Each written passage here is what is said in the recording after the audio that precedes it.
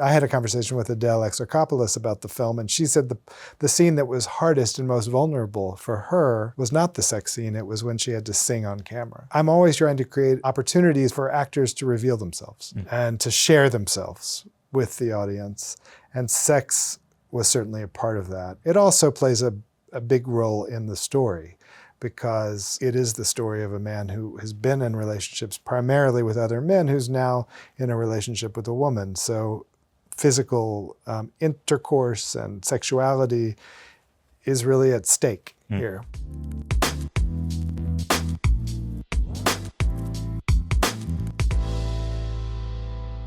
The MPAA very controversially gave it an NC-17 rating. The movie chose to release it unrated instead. Did that frustrate you, that rating from them? You know, for me, it didn't have a huge effect because I'd already made the film that I wanted to make, and I was supported by Mubi, who wanted the film that I made and understood that it was a film made in the atmosphere of liberty, and they wanted to preserve that liberty, that freedom. I didn't have any conflict, really. I think what's upsetting about the rating to me is the warning signal it gives to other artists and filmmakers. Certain images will not be allowed, and they will be punished. That's the reason censorship exists, which is to try to narrow what is allowed. It's my party and my husband doesn't want to dance with me. I'll dance with you.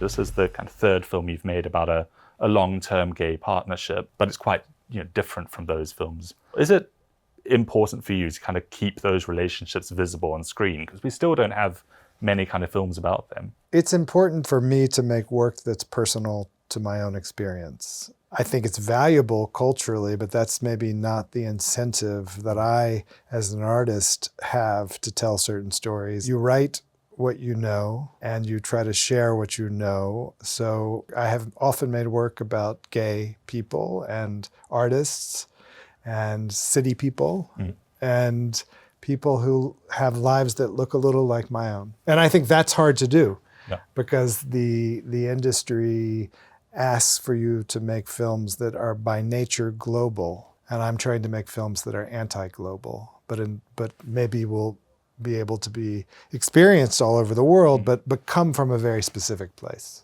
When you say anti-global, you mean kind of specific to your experience of the world? Or? Yes, and thus specific to a experience of the world. With both Keep the Lights On and this film, there was a moment where I just said, oh, my life and the world I live in has value, and I want to look at it, not away from it. Yeah. And that felt almost radical. I felt when I was making this film that I was making something new, and I feel like that's in a way how it's been received. What feels new about Passages to you? I guess if I was going to put it in words, I would say that I felt, even in the moment when I was shooting it, that my craft had caught up to my instincts. In a way, I thought a lot about my earliest work when I was 20 years younger, 25 years younger, ways that I wanted to approach narrative cinema, which were very essential to me, but I was still also learning my way, which I'm still doing. But I felt like somehow I felt very free, and I had a kind of collaborative group that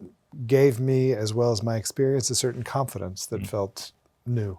The relationships in Passages are very fluid, and Tomas, your protagonist, is very kind of freely bisexual. There's a kind of openness to the way they kind of interact with each other. Do you think Passages kind of captures a more kind of modern queer culture? Does it feel more contemporary to you that way? I think it does. I mean, I think these people, these actors and these characters are a generation younger than myself. So I think their reference in terms of how they might live their life and their identity is maybe less binary than my own. I had this idea that I could remake this film with 3 70-year-olds and it would look very different, right? Like sexuality would be more pronounced, maybe, in those characters. The other change for me when I look at Passages, which is progress, I don't see everything as progress, but this seems to be. It's a film without shame. Nothing is hidden in the film.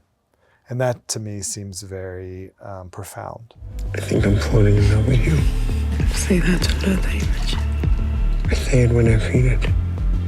You say it when it works for you. How do you make your actors feel safe when you're shooting those scenes? Do you work with coordinators? I haven't worked with coordinators. I think there is a trust that actors have with me that begins with them choosing to do the film with me. I think it's an environment in which they sense that I'm listening to them. And the first question I ask around shooting sexuality or sexual scenes is, what is your boundary? And then the boundary is stated, and then it's never questioned. And every actor has a boundary. And so I think they feel a comfort there. They also seem to trust each other in this situation. And I think the challenge with an intimacy coordinator is that they become another voice in the process.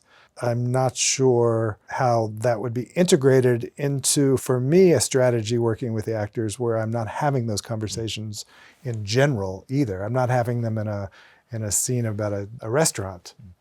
Like, I try to avoid specific conversations which are going to define subtext, define motivation, because I want to leave room for the unexpected.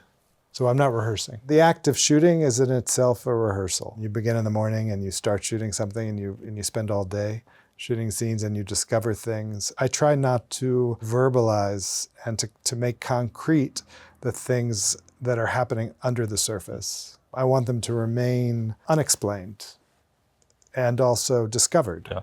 So it's a lot to me like what happens with a good therapist, in the sense that you feel confident that you are being listened to and that you have a space that seems very warm, but also there's room to explore these things that you can't control. And I try to create that atmosphere. And then someone described my look as that of a New York therapist. So maybe it's my other soul. I think that's a compliment. I took it as a compliment. That's why I'm sharing it with Variety's audience. Is making films therapeutic for you then? No. No. It's more active than therapy. That's one of the things that I really came to making this film, was thinking of cinema as a kind of action. I think I made an action film. I think we should use that term more, because humans are all volatile.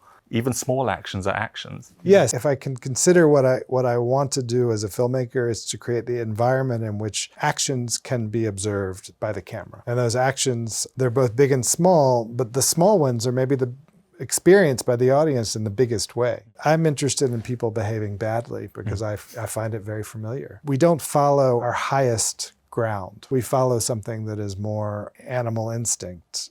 And those things seem to me the most human.